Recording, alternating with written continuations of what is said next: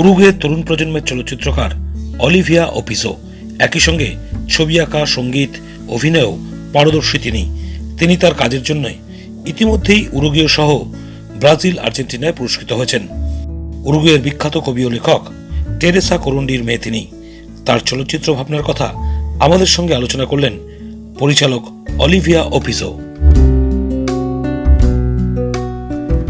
Hello, hi. Well, my name is Olivia Opizo. Nice to meet you.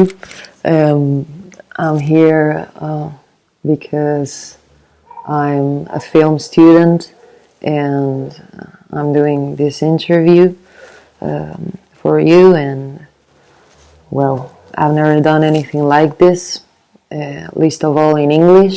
I live in Montevideo, Uruguay, and well, I'm kind of anxious talking in front of other people and maybe more in front of a camera, which is kind of ironic, but I'll try and make it as tidy as possible. And well, let's give it a try.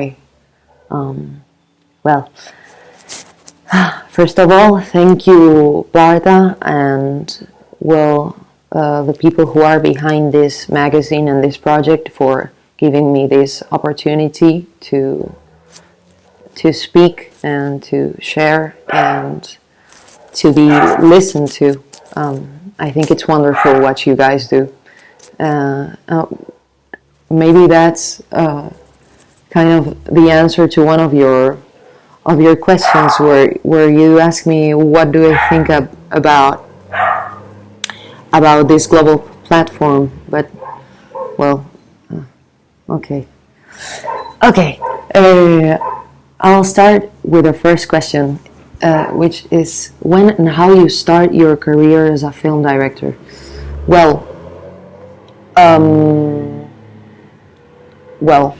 when I read this question, the first thing I think is how I get a little intimidated by the word career. I think it's kind of much more, it has such a serious and professional connotation here in Uruguay, and I think my journey with film has been a little bit, how do you say, here and there. I don't have a clear point where I see myself starting my career. This is where I started. I don't know, investigating cinema or making filming videos, but because since I was very little, I began filming little things and playing with the camera and I don't know, imagining stories and well, when I was in my teenage years, I started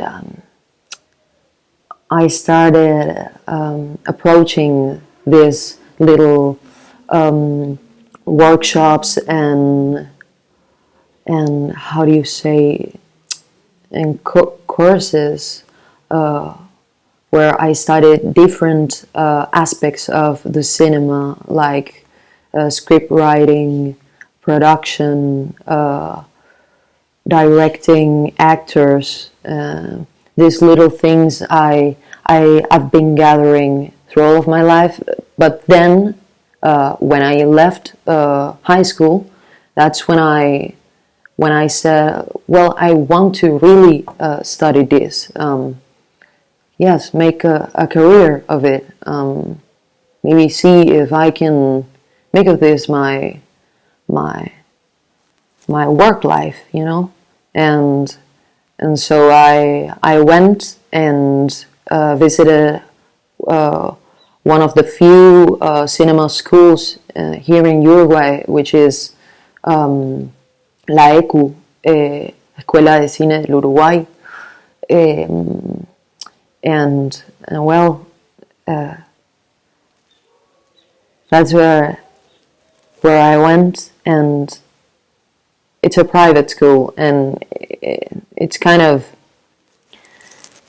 difficult studying here cinema in Uruguay, and it's such an exclusive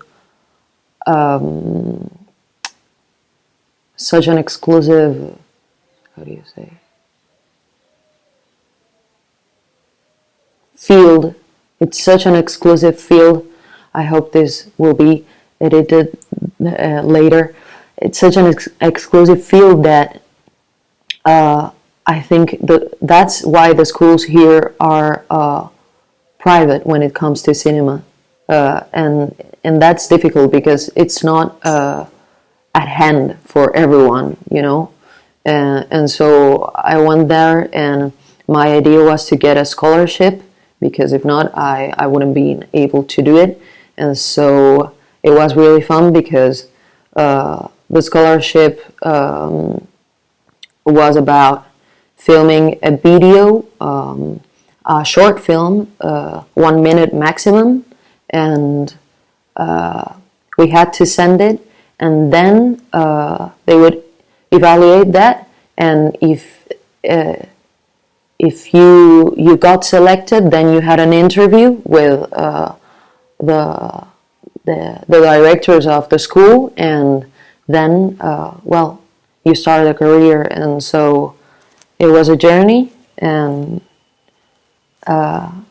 it went well, and I got selected, and I got the interview, and it was such a challenging moment, and well, it worked.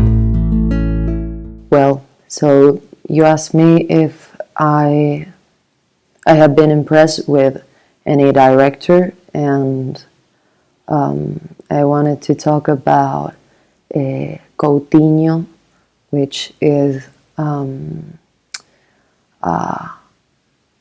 non-fictional, a documentary director, Brazilian, which I love so much, and he inspired me a lot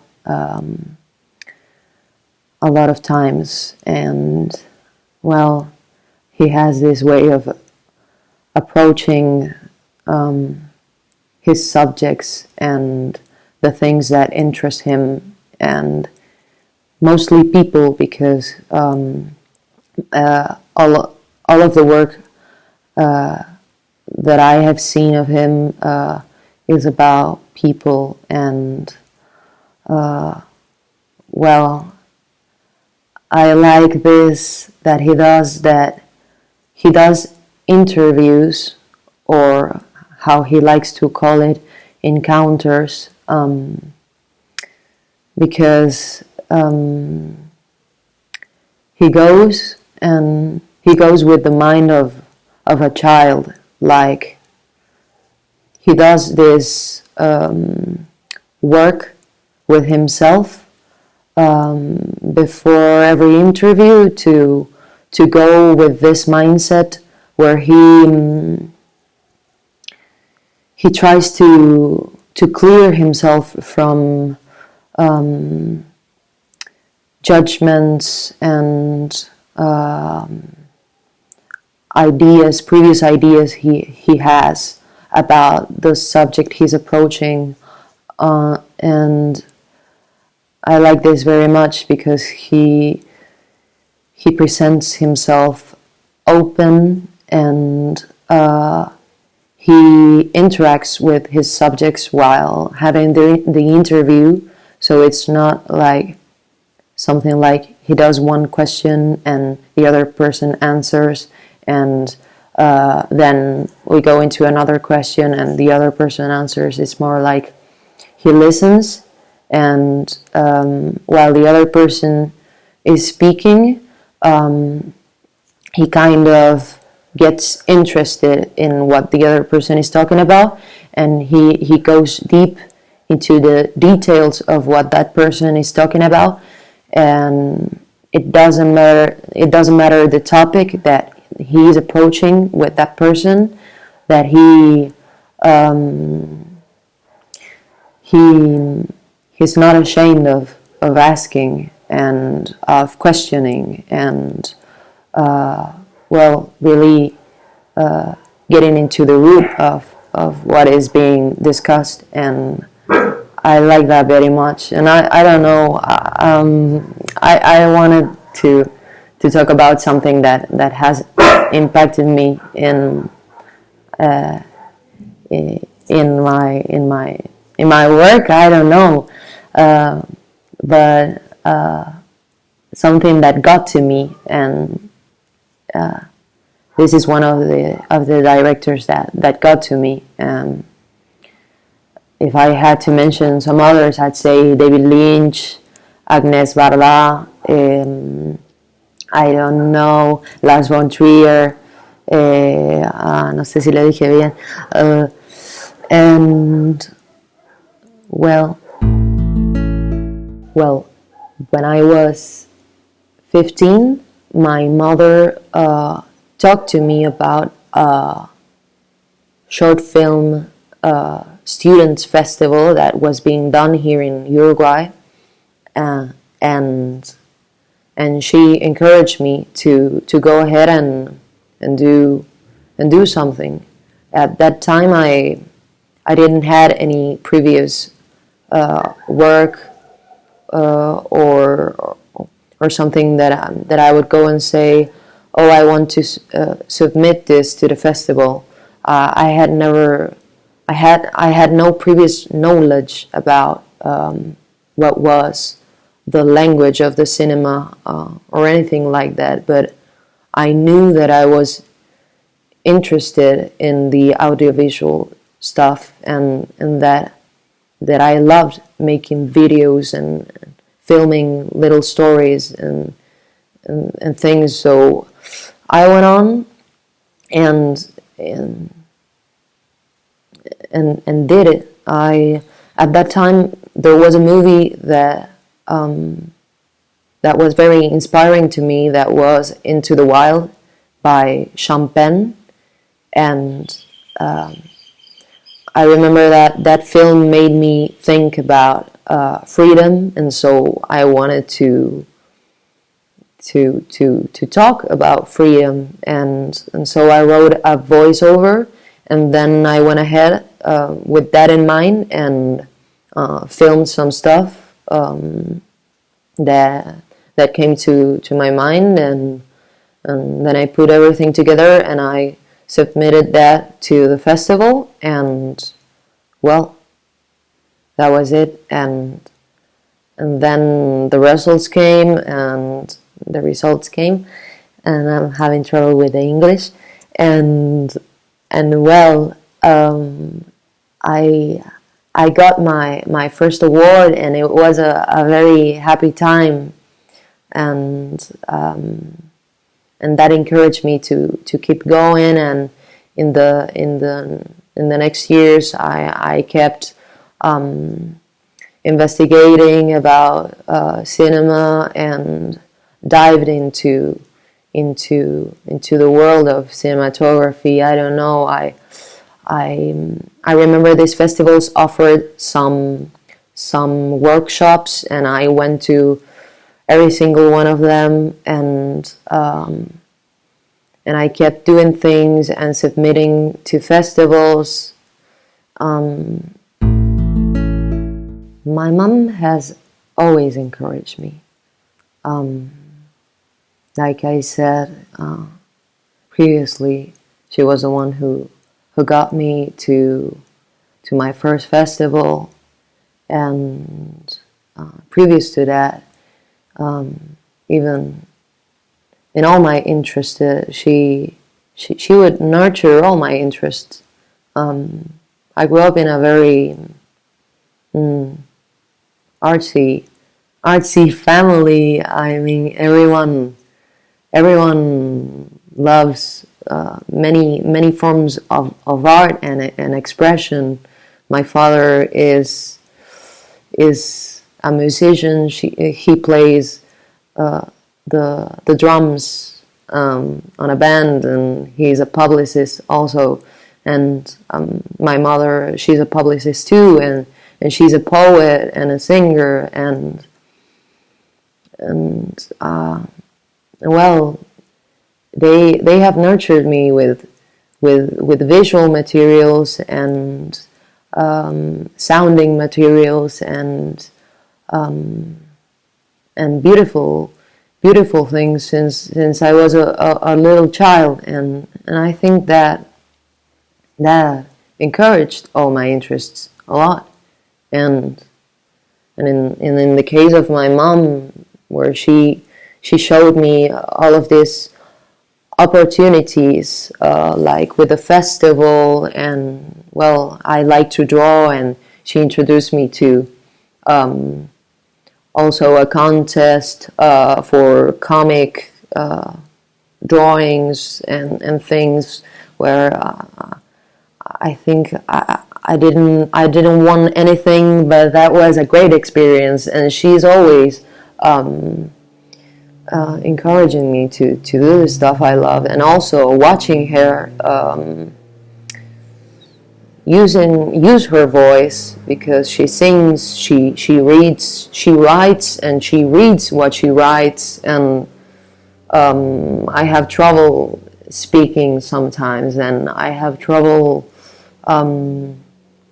writing when I want to do a voiceover, and when I want to say something and I write it down and then I have to say it out loud, I look at my mom and that, and I think film language is amazing.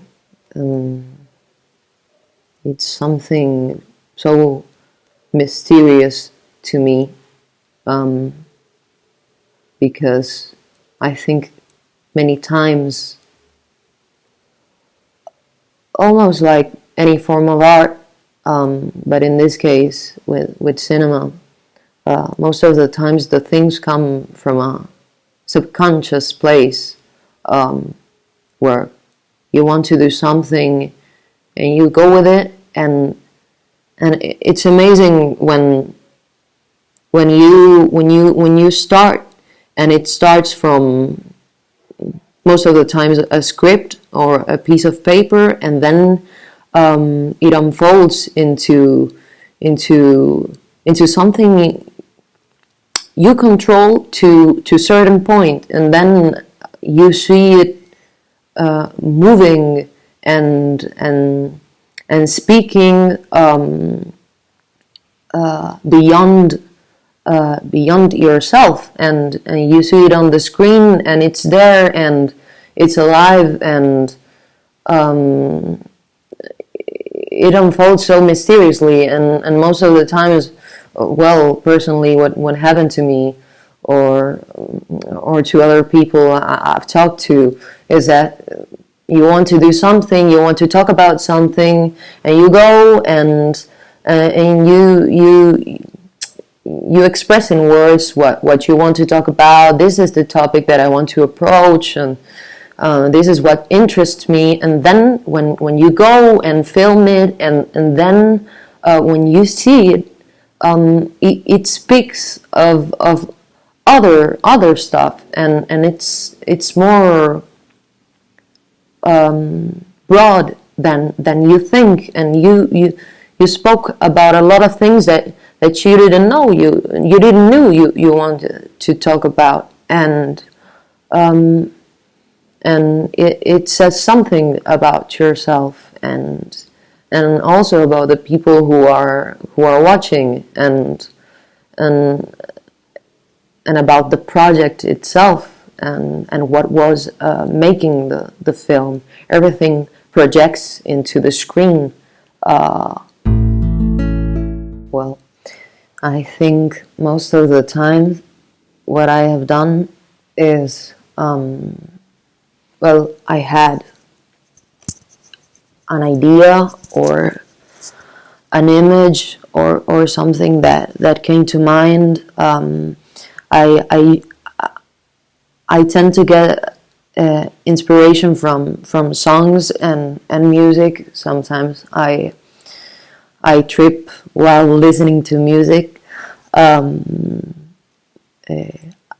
sober trip, and and it takes me to places, and then I keep that image in my mind, and then I don't know, I write it down, and I think about a story, and the characters start emerging, and technically I don't I go from that idea, and I love the script writing time. I take time on that stage, and while I'm writing it, I start thinking about how the film would look, about the shots. I start thinking about that. I start thinking about the images while I'm writing it, and those ideas tend to stick with me while I'm then doing how do you say, a technical script where I write the kind of shots that I want to make, and but I don't tend to think hardly about which technical aspects I will use later. For some projects that I've done, yes, because I've done it in the cinema school, and they taught it, and they teach us the process, and we have all this previous work on the technical stuff, and we talk a lot about it, but always with the starting point of the idea.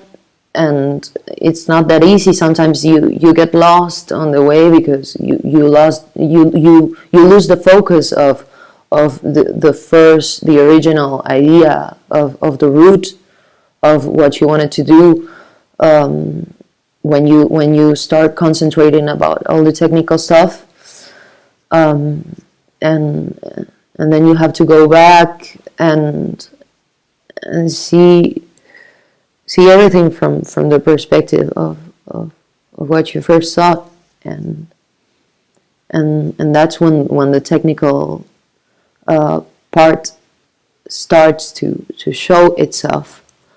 But I do not plan everything. I do not calculate everything when it comes to the, well, Samantaral Babna. I don't know if I'm saying it right. I hope I don't offend anyone. I know many of the things I say may be misunderstood because of the language barrier. I try to do my best with the English, and